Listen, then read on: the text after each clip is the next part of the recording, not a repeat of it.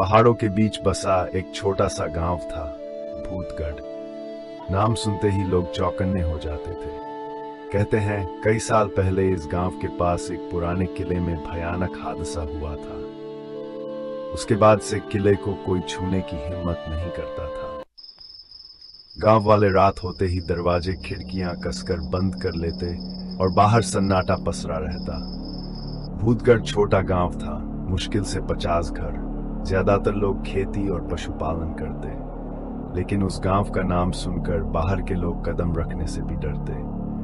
वजह वही किला था जो गांव से थोड़ी दूरी पर सुनसान पहाड़ी पर खंडहर की तरह खड़ा था। गांव का सीधा सादा लड़का रघु अक्सर खेतों में देर तक काम करता। एक दिन उसे पता चला कि किले के भीतर रात को लालटेन जलती दिखती है। गांव के बुजुर्ग कहते, बेटा उधर मत जाना, वहां उन आत्माओं का बसेरा है जिनकी मौत अधूरी रही। लेकिन रघु को यह सब अंधविश्वास लगता। एक रात खेत से लौटते हुए उसने सचमुच किले की टूटी खिड़की से हल्की रोशनी देखी। दिल जोर जोर से धड़कने लगा। उसे लगा कोई इंसान ही होगा।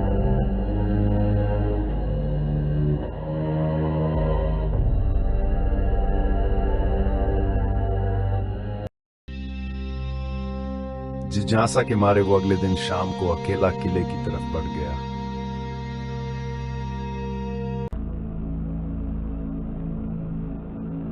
किला पूरी तरह उजड़ा हुआ था। टूटी दीवारें, घास फूस और चारों ओर सन्नाटा। हवा चलते ही दरवाजों की कड़क आवाज गूंजने लगती। अंदर अंधेरा था।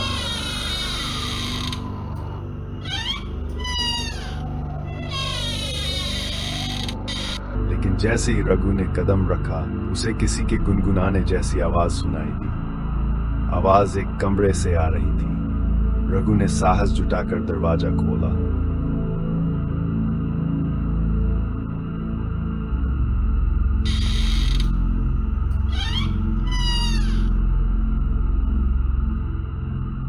कमरे के बीचों बीच एक पुराना आईना रखा था, लेकिन उस आईने में उसे अपनी परछाई नहीं बल्कि एक औरत दिखाई दी। सफेद कपड़े, बिखरे बाल और आंखों में खून सी लालिमा। रघु चीखकर पीछे हटना चाहता था, मगर पैर जैसे जमीन से चिपक गए हों। औरत ने धीमे स्वर में कहा, मुक्ति, मुझे मुक्ति दिला दो।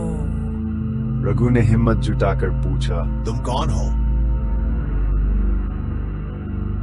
औरत ने बताया कि वह कभी इस किले की मालकिन थी।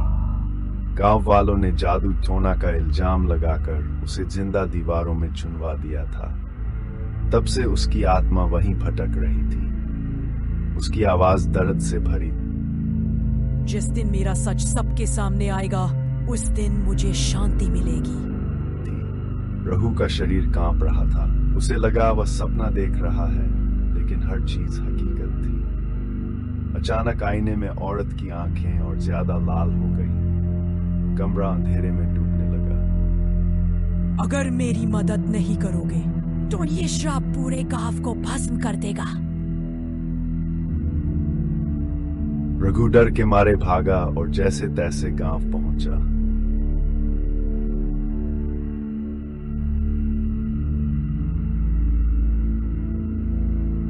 उसने सबको बताना चाहा, लेकिन किसी ने विश्वास नहीं किया।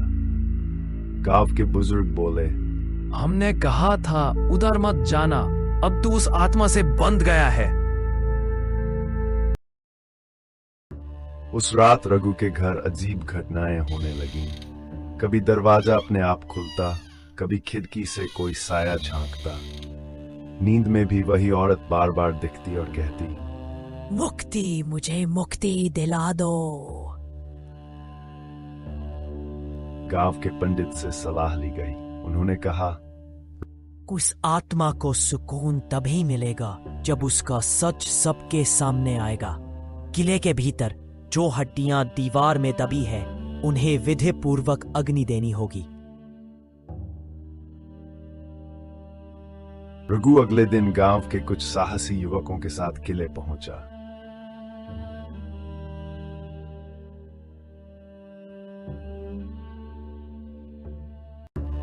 सबने मिलकर उस जगह की दीवार तोड़ी जहां औरत ने इशारा किया था। सचमुच वहां से कंकाल मिला और उसके साथ सोने की कुछ जंजीरें। लगता था कि उसे यातना देकर मारा गया था। जैसे ही उस कंकाल को बाहर निकाला गया, किला अचानक हिलने लगा। टूटी छत से धूल झड़ने लगी। अंदर से औरत की चीख सुनाई दी। धन्यवाद, अब मैं मुक्त हो रही हूँ। सबके सामने हवा का एक तेज झोंका आया और आईना चकनाचूर हो गया।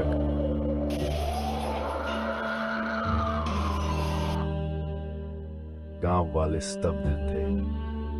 उन्होंने पहली बार माना कि भूतगढ़ का श्राप सच था। कंकाल का अंतिम संस्कार किया गया। इसके बाद गांव में अजीब घटनाएं रुक गईं। लेकिन रघु अब भी सोचता है, उस रात जब आईना टूटा था, उसमें एक पल के लिए उसने अपनी ही परछाई देखी थी और उसकी आंखें भी लाल थीं। क्या वह आत्मा सचमुच मुक्त हुई या फिर रघु के भीतर उतर गई? भूतगढ़ अब भी वही है, सन्नाटा, टूटा किला और एक अनकहा डर।